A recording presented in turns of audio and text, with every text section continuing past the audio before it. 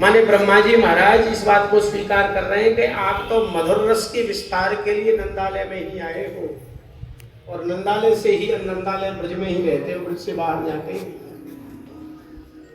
आगे के श्लोक में कहते हैं अस्यापि देव वपुषो मदनुग्रहस्य स्वेच्छामयस्य न तु भूतमयस्य कोपि नेसे मयि त्ववसितुं मनसान्तरेण साक्षात् तवैव किमुता न सुखानुभूते।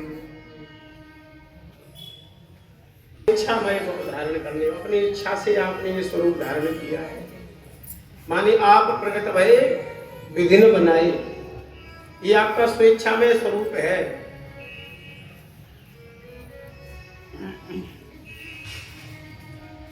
न तो भूतमय से कोपी का तात्पर्य जैसे हम लोग पांच भौतिक देह वाले हैं, वैसे भगवान का पांच भौतिक का शरीर थोड़ी है, वो दिव्य भक्ति है, दिव्य।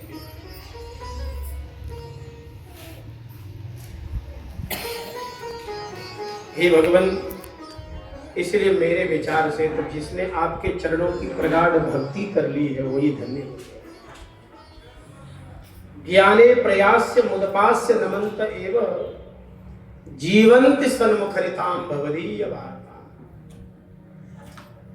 ज्ञान प्राप्ति में कोई प्रयास नहीं करता,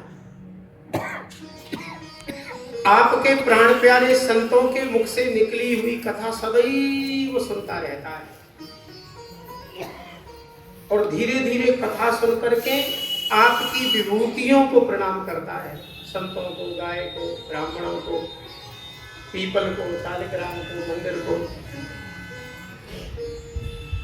और निरंतर कथा का सेवन करता है और आपके चरणों में प्रगाढ़ प्रीति करता है। ज्ञान प्रयासी को प्राप्ति का कोई प्रयास नहीं। ऐसा ज्ञाने प्रयास मुदपास्य नमंत एव जीवंत सन्मुखरिता। जीवंती का तात्पर्य कथा सुनना जिसका जीवन बन जाता है, और आपका नाम ही जिसका जीवन बन जाता है। वो स्थाने स्थिता श्रुति कथाम तन्वांग मनोभी ये प्राय सोचित जितोप्यस्तैस्त्रलोक्याम। वो जहां जैसी स्थिति में रह रहा हो, गृहस्थ में, परिवार में, साधु में, वहीं आप अजित को जीत लेता है और आपको बाध्य कर देता है अपने सामने प्रकट होने के लिए। मूल में दो साधन बता रहे ब्रह्मा जी इसमें, एक तो कथा और एक आपका नाम। और मैं वेदांती बन जाऊं, वेद ज्ञान मुझे याद हो जाए, मैं अद्वैत और विशिष्टाद्वैत का धुरंधर पंडित बन जाऊं, शास्त्रार्थ महारथी की मेरी उपाधि हो जाए, इस सब में प्रयास करता ही नहीं। और बड़ी विनम्रता पूर्वक कहे, नाम और भगवत लीला, इस दो का आश्रय लेने वाले के को प्रयास नहीं करना पड़ता भगवान के दर्शन का, अपने आप आते हैं। महाराष्ट्र में एक भक्त हुए जिनका नाम था रामदास। ये रामदास जी चर्मकार जाति के थे। चमड़ा खरीद के लाना और जूती बना करके बेचना, किसी की जूती उनको फटी हुई उनको ठीक कर देना, ये काम था। ये रामदास जी नित्य भगवान की कथा सुनते थे, नित्य। भारी सीधे थे, अपने स्कूल का मुख कभी देखा नहीं था रामदास जी, और सबसे पीछे बैठ जाते थे। कथा में इनकी बड़ी भारी अभिरुचि रहती, भगवान का चरित्र बड़ा अच्छा लगता, और कीर्तन जब होने लग जाता तो झूम झूम करके नाचने लग जाते रामदास। कथा के कुछ वाक्य इनको ज्यादा रुचिकर लग गए थे, बस उनको इन्होंने हृदय में धारण कर लिया। चलते फिरते बीच में भगवान से बोलते रहते हैं, नाथ मैं आपका हूं, आपको न भूलूं। यही जीवन की चर्या थी। कथा हो जाता हुआ कथा, और कीर्तन जहां होता हो कीर्तन में नाचते, बाकी और कोई पढ़ाई लिखाई से न लेना देना था, न कोई मतलब था। एक बार एक विचित्र घटना हुई, एक चोरों ने एक संपन्न व्यक्ति के यहाँ चोरी की। वो संपन्न परिवार वैष्णव परिवार था, शालिग्राम की पूजा होती थी, सोने के सिंहासन पर शालिग्राम जी रखते थे संपन्न परिवार के लोग। तो चोरों को तो सोने से लेना था, उनको भगवान से क्या लेना, उन्होंने सोने का सिंहासन चुराया और शालिग्राम भी ले गए। उनके पूरे पार्षद वार्षद सब चांदी के थे। अब चोरों ने आपस में किया बंटवारा, तो सिंहासन के भी कई टुकड़े हुए, पात्रों के भी कई टुकड़े हुए, सबके तो टुकड़े हो गए। बोले इस पत्थर का हम क्या करें? उन दुर्भाग्यों को तो ये पता ही नहीं था कि ये सर्वेश्वर भगवान नारायण है शालिग्राम में। उन चोरों ने कहा इसको इसे दे दो। एक व्यक्ति को दे दिया, वो भी महाभिमुख।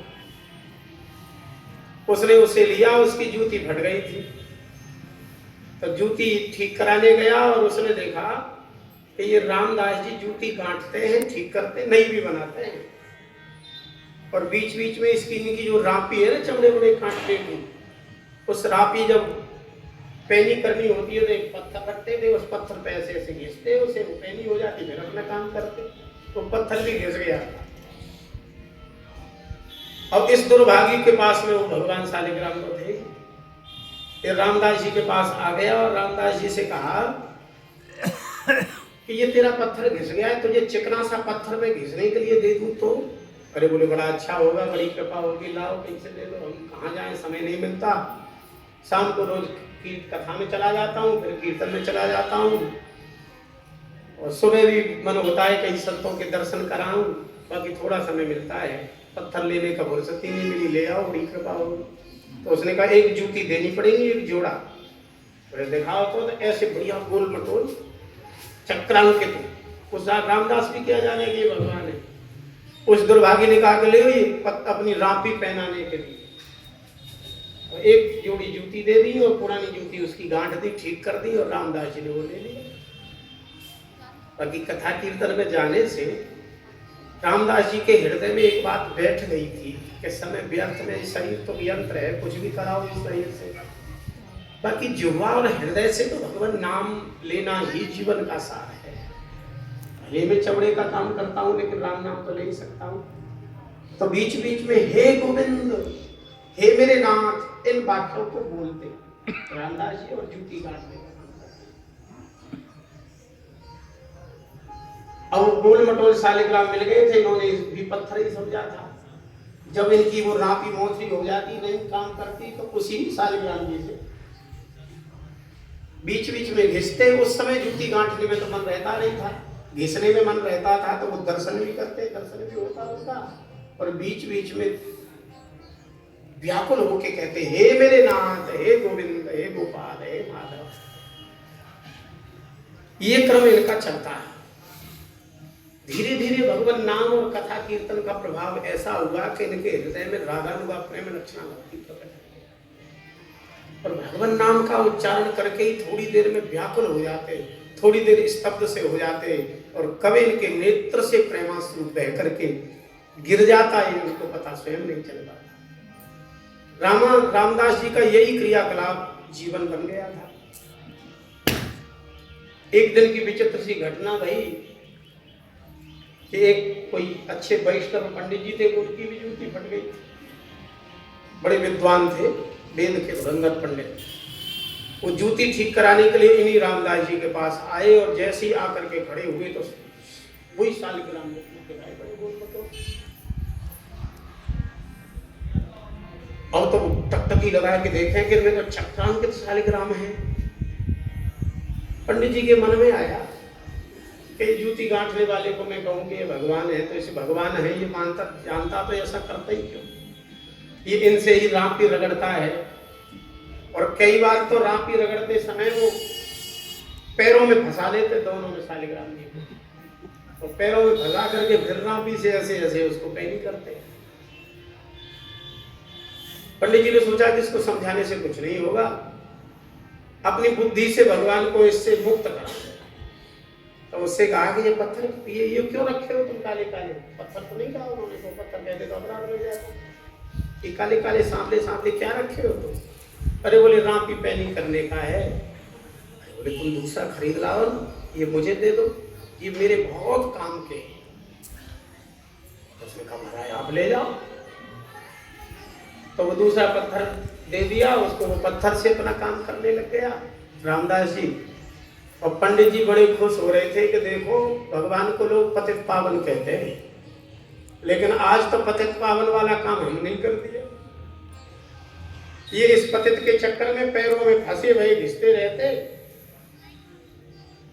पंडित जी लाए और बढ़िया पंचामृत से इनका पुरुषोक्त से श्री सूक्त से अभिषेक किया, बढ़िया इत्र लगाए, उद्गुंड लगाए, चंदन घिस करके तुलसी चढ़ाई। बड़े खुश थे कि चलो आज ठीक हो गया, सब कुछ भगवान का। लेकिन हमारे ठाकुर जी ने देखा कि पंचामृत से अभिषेक भी हो गया, मंत्र भी हो गए, लेकिन बीच बीच में रामदास जी की जो आर्त पुकार थी ना, हे गोपाल, हे मेरे नाथ, वो तो यहाँ सुनने को मिल ही नहीं रहा है। और बीच बीच में हे गोपाल कहकर के जो प्रेमाश्रु टपक करके मेरे ऊपर गिरता था, वो भी यहाँ नहीं मिल रहा है। वेद मंत्र तो पर्याप्त है, पंचामृत की सामग्री भी पर्याप्त है, लेकिन वो वस्तु जो वहां मिल रही थी तो है नहीं। पंडित जी रात्रि में सोए, पंडित जी को स्वप्नादेश दिया, बोले मुझे जल्दी शीघ्र उसी रामदास के पास भेजा, क्योंकि मुझे वहां जो सुख मिल रहा था वो यहाँ नहीं मिल रहा है। तो पंडित जी वैदिक थे, उन्होंने कहा हम नहीं भेज सकते आपको, क्या फायदा था आपको, वो तो जानता भी नहीं है आपकी महिमा। बोले भले ही नहीं जानता था, और बोले वो तो पैरों में फंसाता था। तो हमारे ठाकुर जी ने कहा वो पैरों में नहीं फंसाता था, वो जब मुझसे पैर लगाता था तो मैं समझता था कि उसने सर्वस्व समर्पण कर दिया, मुझे ही अर्पित कर दिया। और देखो मैंने चरण रखा महाराज बलि के मस्तक पर, और ऐसा सौभाग्य तो मुझे मिला कि मेरा भक्त मेरे मस्तक पर चरण रख दे। ऐसा सौभाग्य मैं अपने को मानता था, तो शीघ्र मुझे छोड़ दिया। अब पंडित जी समझ गए हैं कि इनको तो भाव भक्ति ही प्रिय है। प्रातः काल आए और पूरा वृत्तांत बताया। बोले रामदास, तुम इन सर्वेश्वर शालिग्राम से अपनी रापी पहनाते हो, पैनी करते हो, पैर लगाते हो, ये तो परमात्मा है, पूरे विश्व के भाग्य पोषण करने वाले ईश्वर है। इतना सुनते ही तो बेचारे रामदास व्याकुल हो गए, हाय हाय मैं तो बड़ा पापी हूं। उन पंडित जी के पास न रह करके फिर से मेरे पास ठाकुर जी आ गए। अब इनके पास तो बेचारों की कोई सुविधा तो थी नहीं, पुराने से चीथड़े वस्त्र थे, उसी के ऊपर इनको विराजमान कर दिया, और अब जूती वूती काटने का काम तो कर दिया बंद, केवल इनको निहारते और केवल इनका कीर्तन करते। धीरे धीरे नाम कीर्तन की महिमा ऐसी बढ़ी कि इनके हृदय में भगवत दर्शन की व्याकुलता थी। तस्य लौल्यमेव मूल्यम, भगवान के दर्शन की लालसा ही इनकी प्राप्ति का मूल्य है। इस प्राप्ति की लालसा का प्रभाव ऐसा पड़ा कि रामदास जी का खाना पीना सोना सब छूट गया, केवल कथा सुनते और केवल कीर्तन करते हो, घंटों घंटों तक पुकार के रोते। एक दिन हमारे ठाकुर जी ने मन बनाया कि मैं इसके पास जाऊं, एक वैष्णव के रूप से आए। उस समय रामदास जी बार बार भगवान को प्रणाम करते, शालिग्राम जी को, और बार बार फिर खड़े हो जाते, फिर रो के पुकारते, फिर प्रणाम करते। यही खेल चल रहा था। वैष्णव के रूप में भगवान पीछे खड़े होकर के इस लीला का दर्शन करते करते आनंदित हो रहे थे। अचानक भगवान ने आवाज लगाई, रामदास। रामदास ने मुड़ के देखा, लौट के प्रणाम किया, पधारिए भगवान, बड़ी कृपा हुई, आप कैसे पधारे? बोले क्या कर रहे हो ये? बोले मुझे बहुत पहले करना था, वो अब कर रहा हूँ, बड़ा पतित हूँ, बड़ा पापी हूँ। मैंने शालिग्राम भगवान से अपनी रापी पहनाई, बड़ा अपराध, बड़ा पाप किया है मैंने, मैं बहुत पतित हूं।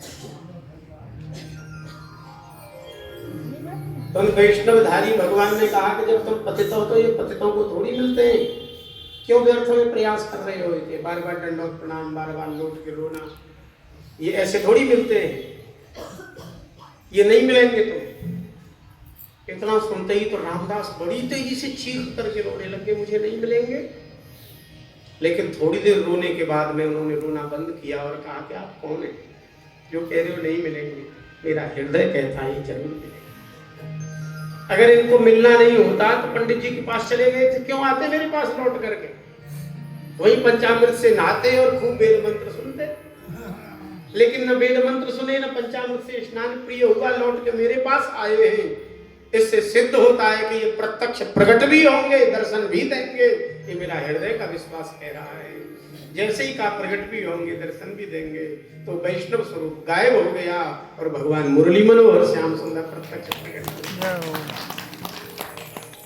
रामदास जी लौट गए चरणों में साष्टांग, मेरे नाथ आपने तो मुझे धन्य कर दिया। ज्ञाने प्रयास से मुदपास से नमन है। अब इस बेचारे रामदास जी ने कौन सी ज्ञान प्राप्ति का प्रयास किया है, बताओ? है कहीं भी प्रयास किया? लेकिन एक ही निश्चय कर लिया कि सन्मुखरिताम भवदीय वार्ताम, संतों के मुख से कथा सुनूंगा और आपके नाम का स्मरण करूंगा। उस कथा और नाम का प्रभाव यह हुआ कि चर्मकार जाति में पैदा होने वाले रामदास जी के सामने भगवान प्रत्यक्ष आ गए और प्रत्यक्ष प्रकट। ब्रह्मा जी कहते हैं, मेरे प्राण वल्लभ श्री कृष्ण, कोई आपके इस प्रेम और भक्ति और नामानुराग को छोड़ दे और ज्ञान प्राप्ति का प्रयास में पूरा जी जान लगा दे, बुद्धि की मेहनत लगा दे, उस बेचारे का श्रम तो वैसे ही मानो जैसे नान्यत स्था स्थूल तुषार भाति नाम। कोई व्यक्ति धान कूट करके चावल को अलग कर दे और फिर भूसी कूट करके, कोई कम बुद्धि वाला धान भूसी कूट करके चावल प्राप्त करना चाहे तो उसकी बुद्धि मारी गई है।